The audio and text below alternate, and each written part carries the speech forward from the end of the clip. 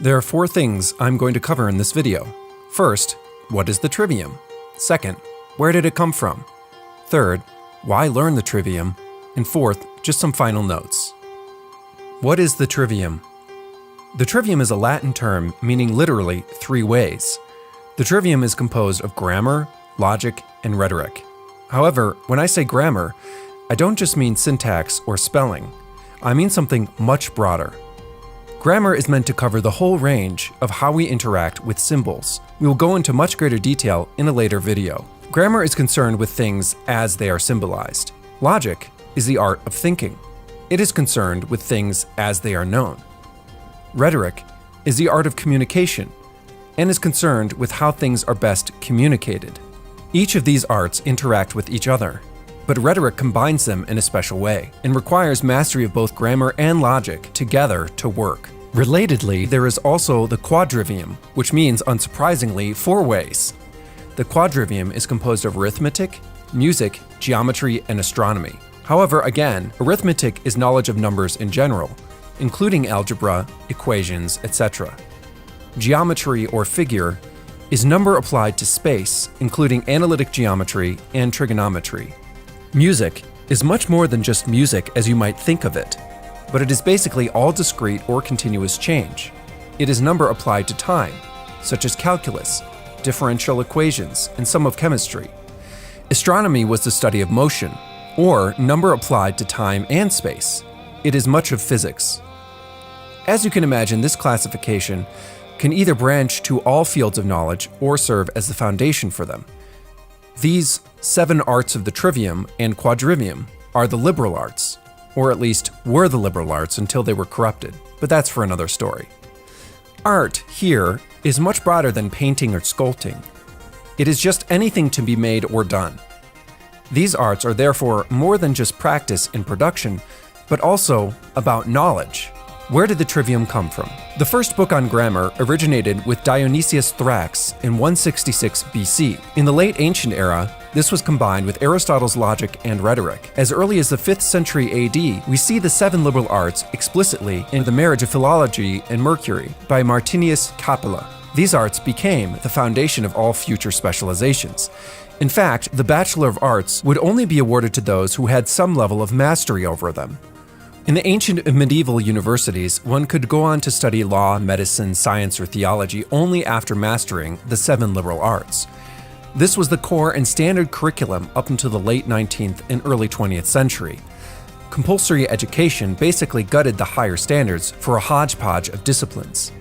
In reality, most schooling is glorified daycare and subservience training for an industrial economy, an economy that is exponentially changing at an exponential rate. Just as an example of the higher standards in the past, in most classical programs, it was expected that 5th graders be able to read Latin and some Greek, as well as a firm mastery over everything else you'd expect a present-day high schooler to have. As we have entered the digital economy, these arts will only increase in value. Hopefully, I can present them in a modified form that preserves the good and adapts it to our contemporary age.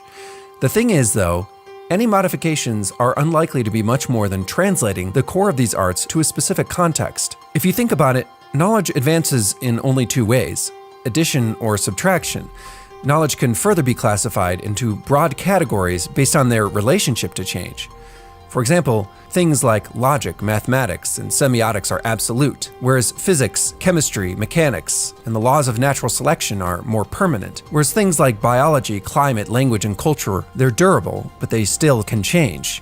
And then you have the most dynamic, which is our experiences or general phenomena.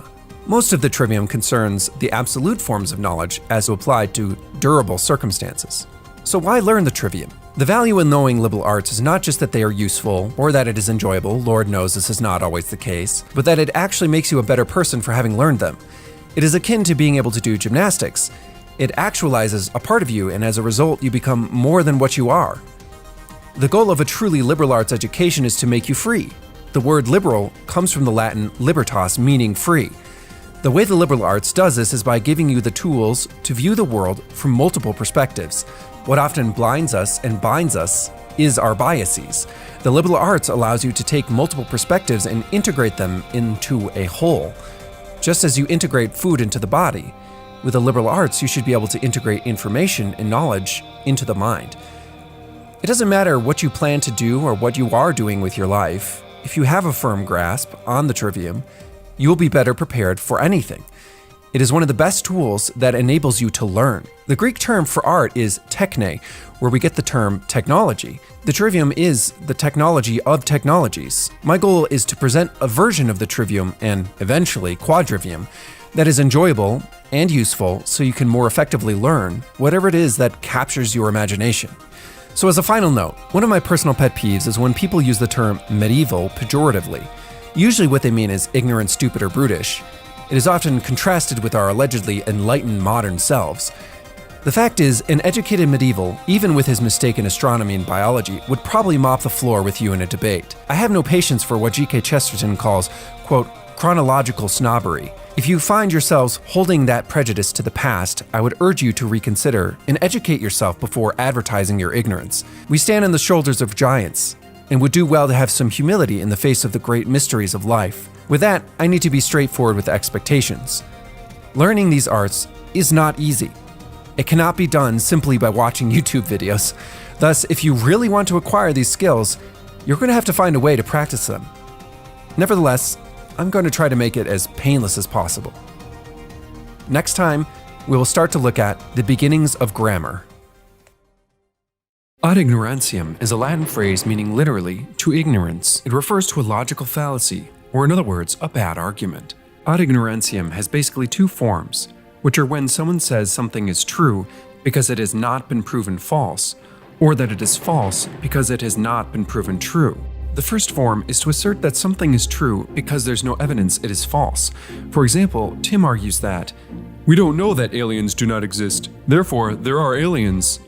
Tim's argument is invalid. Just because there's no evidence that aliens do not exist, that does not mean that they do. The second form was popularized by Carl Sagan's aphorism, "Absence of evidence is not evidence of absence." John argues that our planet has sufficient conditions for life to arise. There are countless other planets which have similar conditions. Therefore, it is likely that life exists on other planets. Tim responds to John's argument, "Yeah, we don't know if aliens exist, so they probably don't." Tim's argument is invalid. Just because we are ignorant or do not have evidence, that does not mean it is categorically false. This fallacy primarily concerns categorical statements. In a controlled setting, a lack of evidence is evidence of absence. For example, if you look in a glass of water and don't see any gold, it is reasonable to conclude that there's no gold in the glass. However, it is fallacious to conclude no gold is ever in any glasses of water just because you have personally never encountered it. That type of thinking is another fallacy called hasty generalization, and it is beyond the scope of this video. The lack of evidence or categorical ignorance is fundamentally neutral. It does not mean that something is true or false. No evidence is evidence of nothing. So just remember, ignorance is not an argument.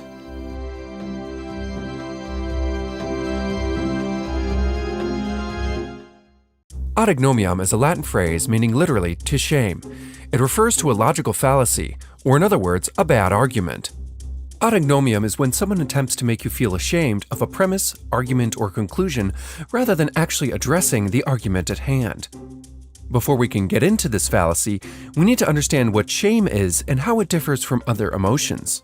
Shame is a type or species of fear that is entirely social. We covered explicit appeal to fear in ad baculum, which included the fear of shame itself. You are not ashamed to be naked in the shower by yourself, but you probably should be ashamed to shower in public. Today, there is a quasi-pathological fear of all forms of shame, even healthy shame, and it is often conflated with guilt. Guilt is sadness you feel when you've done something wrong, whereas shame you only feel around others. They often get conflated because shame is often felt if you've done something you know is wrong, and shame is the fear of it being socially exposed. Ad ignomium occurs when someone attempts to make you feel the emotion of shame specifically, rather than addressing an argument you are making. For example, John argues that consuming most news media is likely to make you more stressed and paranoid because news organizations are incentivized to focus on the negative and sensational, rather than what you personally can influence, thus making you feel powerless and afraid. Tim, a journalist, doesn't like this and responds, "How can you say such a thing? You should be ashamed of criticizing our hard work." Tim didn't really respond to John's argument. He just tried to make John feel ashamed for holding this position. Odignomium is very similar to ad baculum. Hopefully you can see that odignomium is specifically attempting to produce shame immediately, whereas ad baculum is a threat. Odignomium is meant to make you blush. Ad baculum is meant to make you cower. In either event, both are fallacies. Do not be afraid or ashamed to kindly and politely point them out whenever they occur. So just remember, shame is not an argument. The next time you see this happening, make sure to link them to this video. Also, make sure to like and subscribe.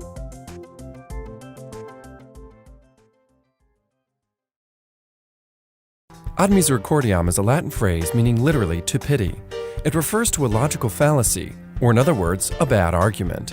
Ad misericordiam is when someone makes an appeal to the emotion of pity instead of addressing an argument. Appeals to emotion in general are logically invalid and take many forms, one of which we covered in ad baculum. Ad misericordiam classically refers to the appeal to pity specifically. There's nothing wrong in and of itself with being compassionate. In fact, if you never take into account someone's situation, that's probably not very good. Nevertheless, for an argument to properly parse, an appeal to pity, or any emotion for that matter, is not going to work. For example, John argues that if you sign a lease, you have an obligation to pay rent. Tim doesn't like this and responds that, "My pet died last month. I just don't know if I can take paying rent right now." While it is sad that his pet died, that has no logical bearing on whether or not he has an obligation to pay rent. If John decided to pay Tim's rent for him anyways, it still wouldn't remove the fact that the logical obligation still remains. So just remember, pity is not an argument. The next time you see this happening, make sure to link them to this video. Also, make sure to like and subscribe. Guard your thoughts. Your thoughts become your words. Guard your words. Your words become your actions.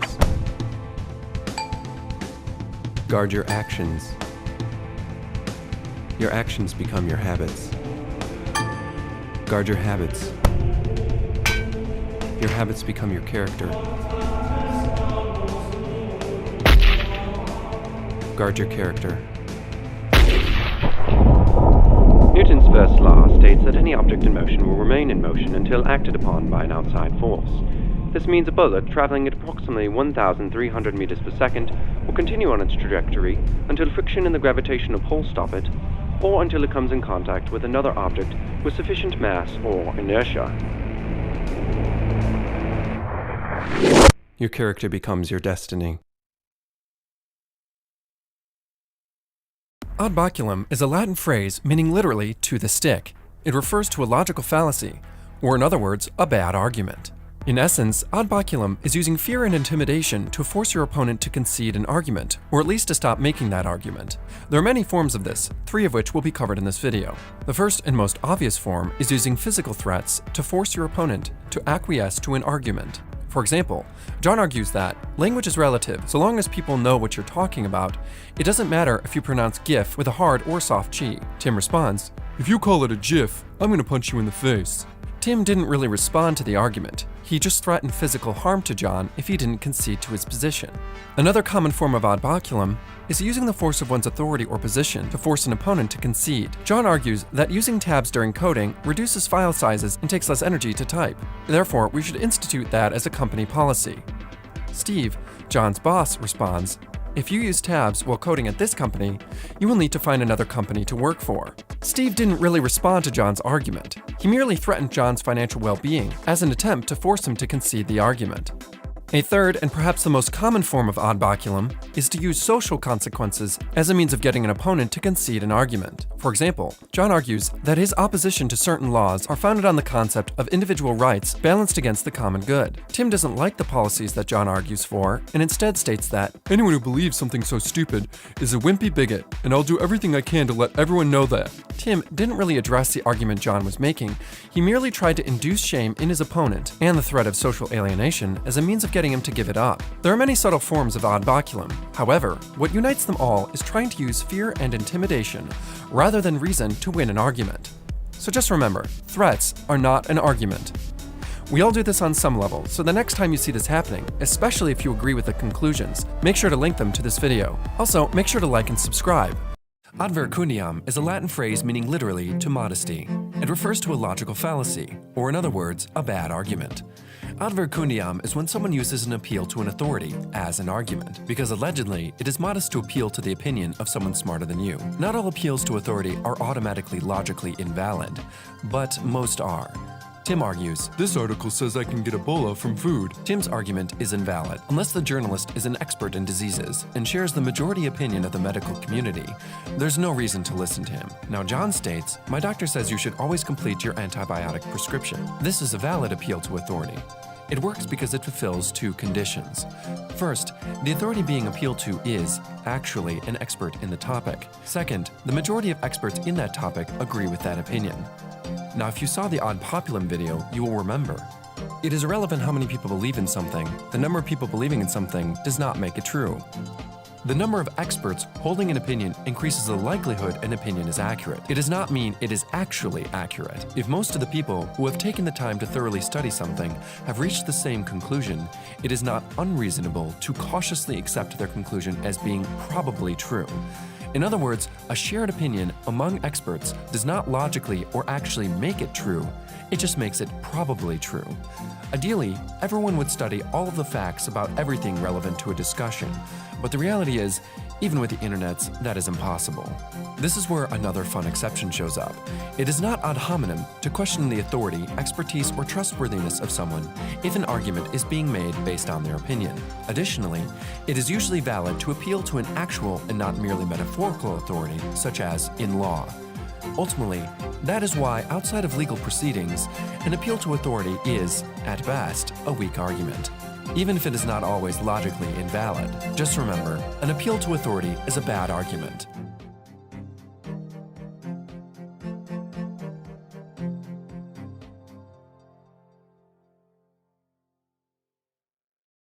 Ad populum is a Latin phrase meaning literally to the people. It refers to a logical fallacy, or in other words, a bad argument.